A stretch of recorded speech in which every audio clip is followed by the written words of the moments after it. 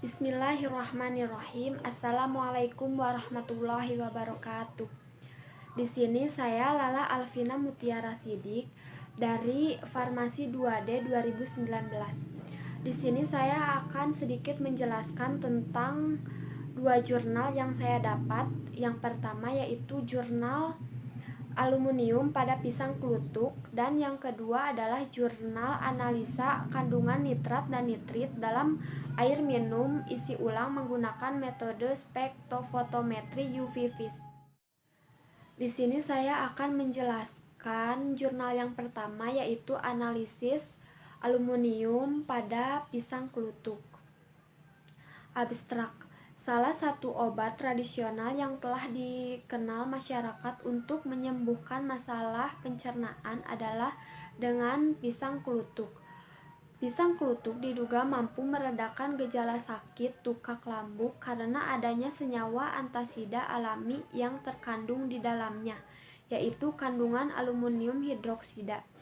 Namun, penelitian yang menyebutkan bagian pada pisang klutuk yang paling efektif dalam menyembuhkan tukak lambung belum diketahui. Hasil penetapan kadar aluminium dari masing-masing sampel yaitu sampel A, kulit pisang klutuk tidak dikukus dengan 0,354%. Sampel B, daging pisang klutuk tidak dikukus dengan 0,405%. Sampel C, biji pisang klutuk tidak dikukus dengan 0,473%. Sampel D, kulit pisang klutuk dikukus dengan 0,343%. Sampel E, daging pisang klutuk dikukus dengan 0,078%. Dan yang terakhir sampel F, biji pisang klutuk dikukus dengan 0,372%. Hasil penelitian menunjukkan bahwa sampel C, biji pisang klutuk mature yang tidak dikukus merupakan sampel yang memiliki kandungan aluminium paling tinggi, yaitu sebesar 0,473%. Dan pengukusan pada sampel mempengaruhi kandungan aluminium yang terkandung pada pisang klutuk. Pendahuluan. Satu penyakit yang sering ditemukan di masyarakat adalah penyakit emah. Gangguan pencernaan adalah istilah awam yang sering digunakan jika terjadi gangguan yang berhubungan dengan perut atau lambung. Gangguan pada pencernaan oleh masyarakat sering disebut dengan penyakit emah. Secara umum, penyakit MAH atau gangguan fungsi lambung disebabkan oleh tingginya kadar asam dalam lambung. Dalam keadaan normal, lapisan mukosa atau selaput lendir melindungi dinding lambung terhadap pengaruh asam dan enzim yang biasanya terdapat di dalam cairan lambung. Apabila lambung itu rusak, asam akan merusak dinding lambung dan menyebabkan tukak atau luka. Beberapa obat yang digunakan untuk menetralkan asam lambung dan mengurangi produksi asam lambung antara lain adalah antasida. Beberapa antasida, misalnya aluminium hidroksida, diduga menghambat pepsin secara langsung. Namun, selain harganya yang tidak murah, obat-obatan anti tukak kimia juga mempunyai efek samping yang tidak diinginkan seperti timbulnya tumor karsinoid. Oleh karena itu, masyarakat kini mulai mencari alternatif pengobatan tukak lambung dari obat-obat tradisional yang lebih murah dengan efek samping yang minimal. Metode penelitian. Penelitian yang dilakukan dibagi menjadi dua tahap. Yang pertama, penelitian pendahuluan, dan yang kedua, penelitian utama. Prosedur kerja.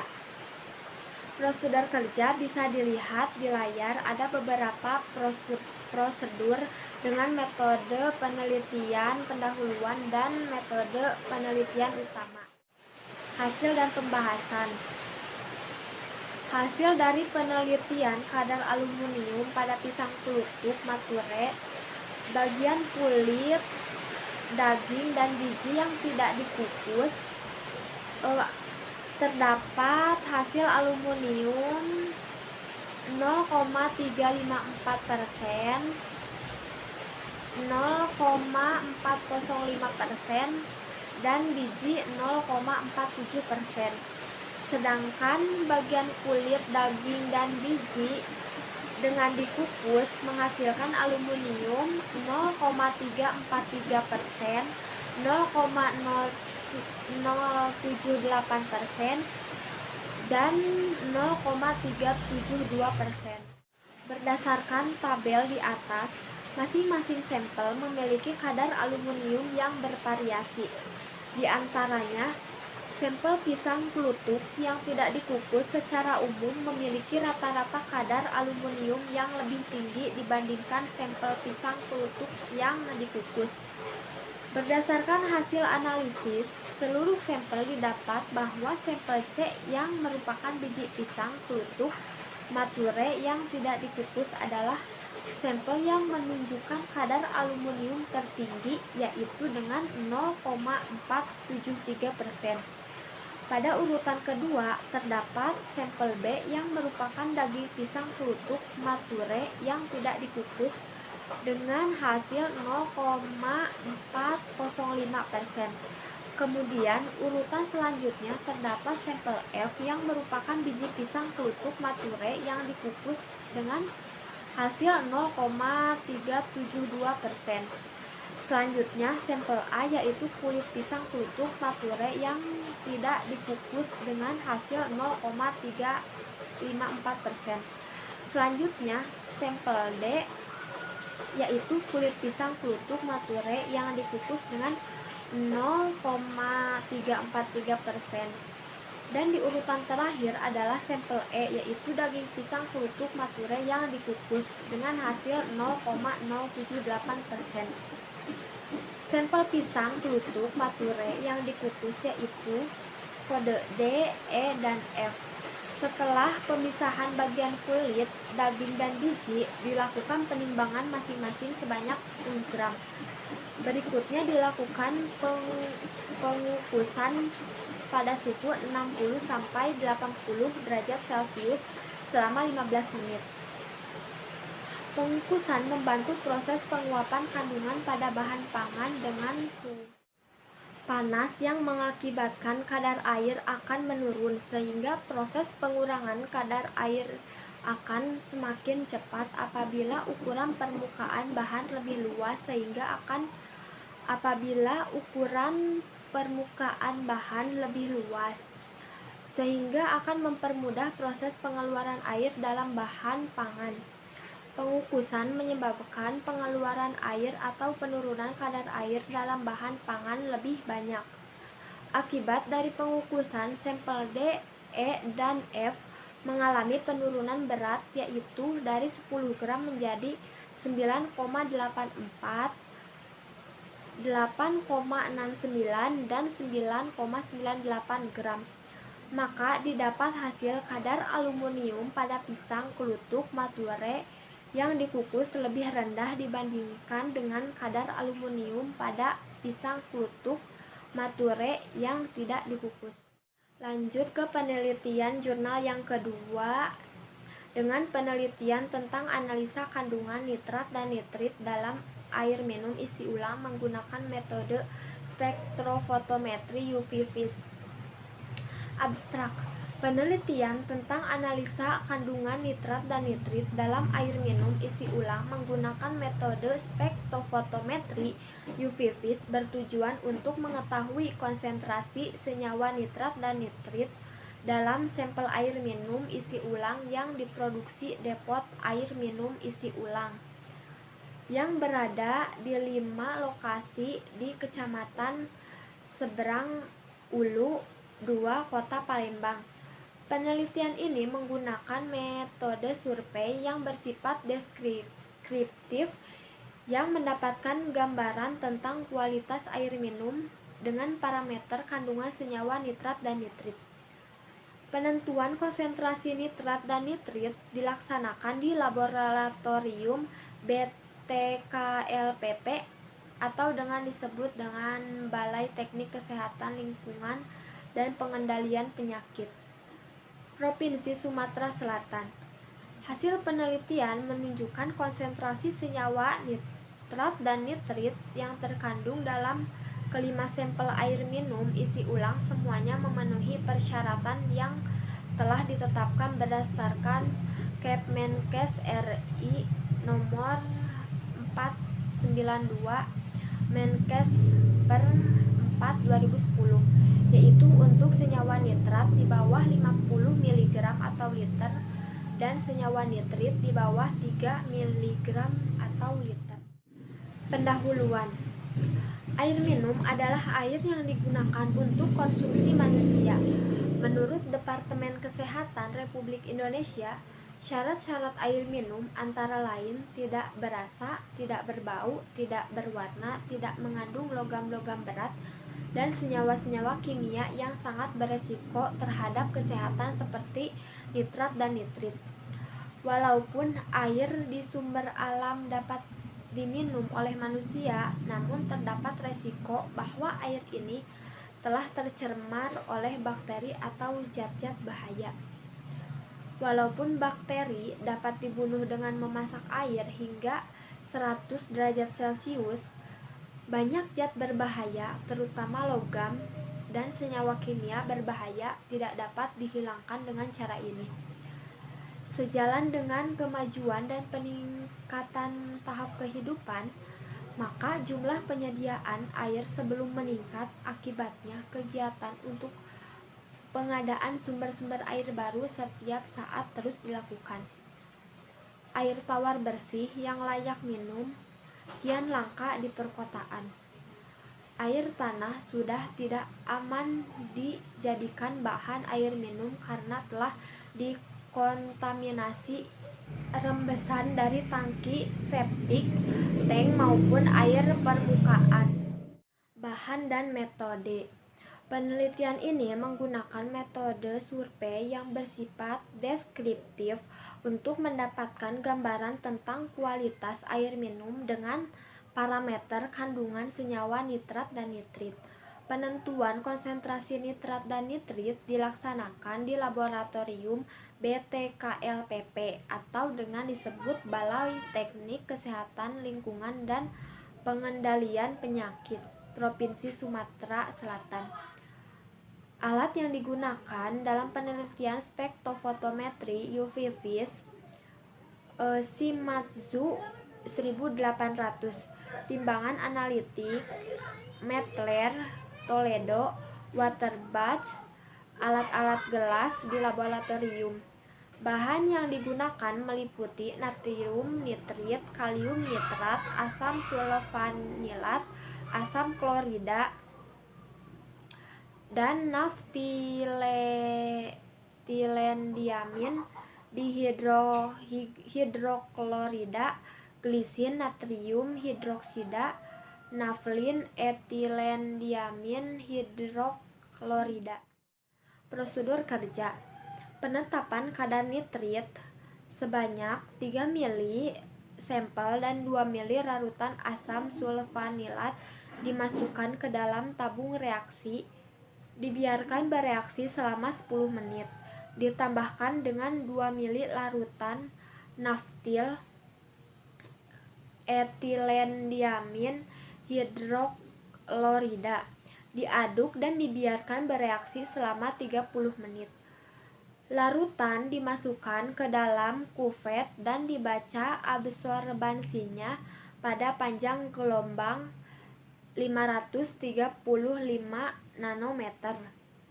Penetapan kadar nitrat. Sebanyak 1 mili sampel ditambahkan 0,5 sampai 1,5 gram granul Zn, dibiarkan bereaksi selama 10 menit. Kemudian granul Zn dipisahkan dan larutan digenapkan dalam labu ukur 10 mili. Dari larutan tersebut diambil 3 mili dan 2 mili larutan asam sulfanilat dimasukkan ke dalam tabung reaksi dan dibiarkan bereaksi selama 10 menit. Ditambahkan dengan 2 mili larutan naftil etilendiamin dihidroklorida. Diaduk dan dibiarkan bereaksi selama 30 menit. Larutan dimasukkan ke dalam kuvet dan dibaca absorbansinya pada panjang gelombang 535 nanometer. Ini adalah hasil penelitian dari nitrat dan nitrit.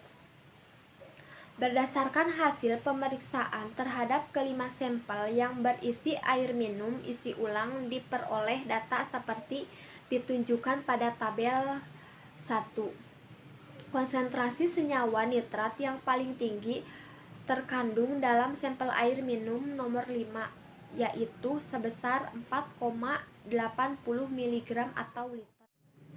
Konsentrasi nitrit yang paling tinggi juga terdapat dalam sampel 5, yaitu 0,037 mg atau liter.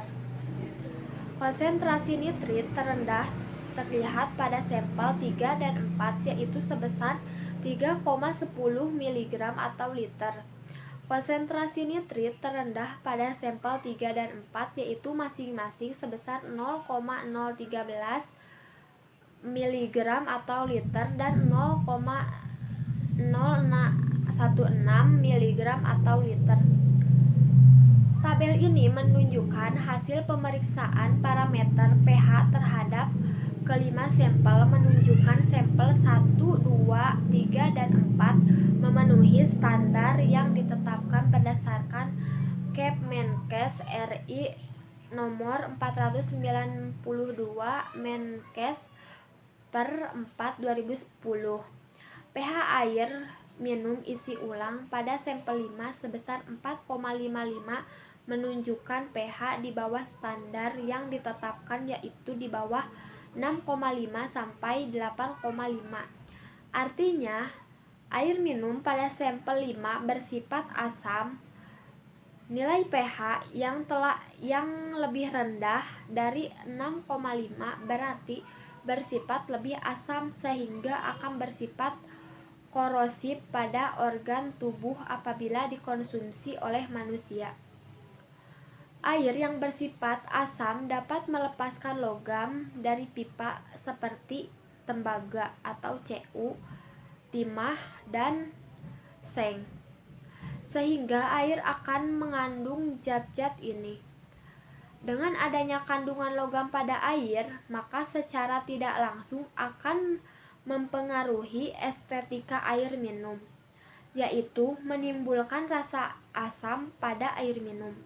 Setelah itu, dapat pula menyebabkan masalah kesehatan pada manusia, yaitu asidosis. Sedangkan nilai pH yang lebih tinggi tidak langsung menyebabkan masalah kesehatan, tetapi menyebabkan masalah estetika seperti timbulnya rasa pahit pada air minum. Jadi, kesimpulan dari 2 jurnal itu adalah dari penelitian yang pertama, dari hasil pengujian dapat disimpulkan bahwa aluminium pada buah pisang klutuk memiliki kadar yang berbeda-beda di setiap bagiannya.